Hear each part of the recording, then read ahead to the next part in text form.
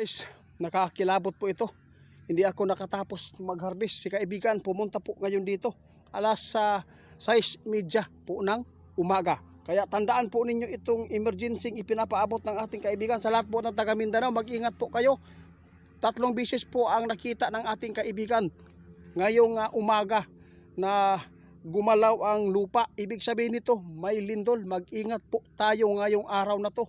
Baka po surprise na naman po ang malakas na lindol. Pero huwag kayong mag-alala, hindi po aabot ito ng 7.8 magnitude. Kaibigan,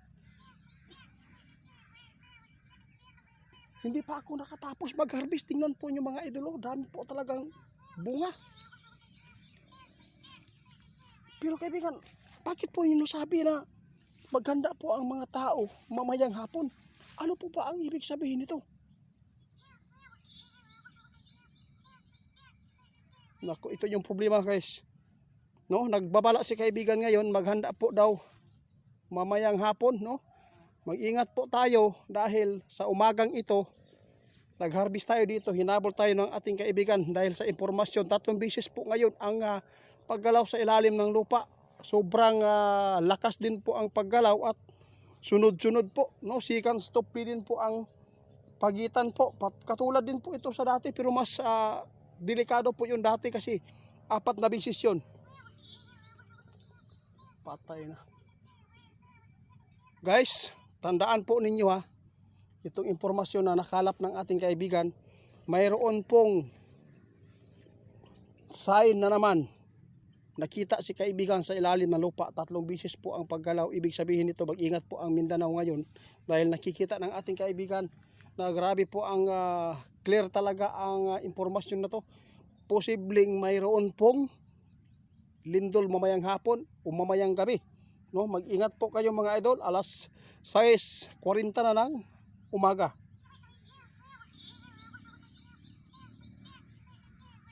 Maraming salamat kaibigan sa ipinapaabot po ninyo. At least po sa lahat po ng makapanood sa atin, paki-share mga idol. Ihanda po ninyo ang sarili po natin. Lumayo muna tayo sa dagat. Huwag po tayo magkampante dahil si kaibigan nag-alala sa mangyayari dahil sa sign na gumalaw ngayon sa ilalim ng lupa. Kaya hinabol po tayo para po ay mapaabutan tayo ng mga babala. Mag-ingat po, huwag po muna kayo pupunta sa hapon doon sa mga mall. Kung mayroon man po kayong bibilhin, uwi lang po agad dahil po nakikita ng ating kaibigan na masama po ang pangitain. Tingnan po ninyo mga idol, sobrang napaka tahimik ang paligid namin dito, para nabibigi kami.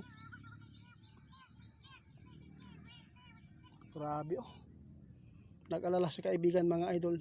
Kapag hindi makabalik yung tubig doon sa Sarangani, yung lumayo sa baybayin, masamang pangitain po talaga yan mga idol. Talagang makakasagupa pa rin tayo uli ng lindol na aabot ng mahigit 5. Tandaan po natin, huwag lang tayo magpanik. Basta ang babala ng ating kaibigan na mga impormasyon po na ito ay ipinapaabot na mag-ingat at maghanda tayo.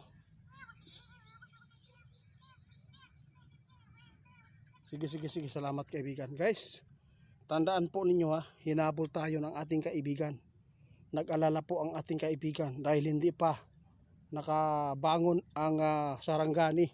Tapos may nakita pa si kaibigan ngayong hapon na to, no? Mamayang hapon na maghanda.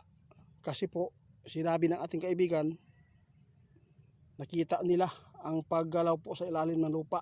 Kaya mag-ingat tayo mamayang hapon.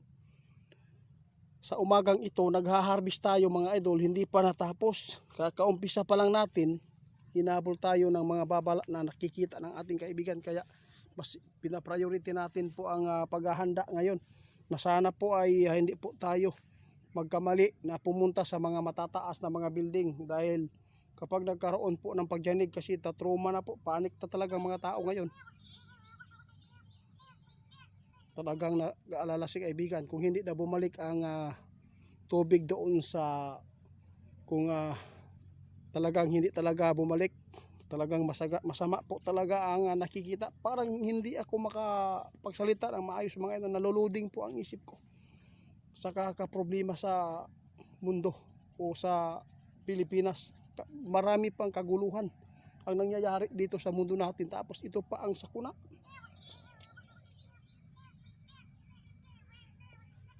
Sige kaibigan, salamat po guys, yun lang po ha. Kayo na lang po bahala maghusga mga idol.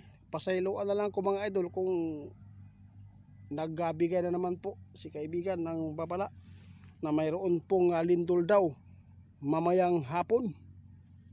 Sa umagang ito, sobrang tahimik po ang umaga.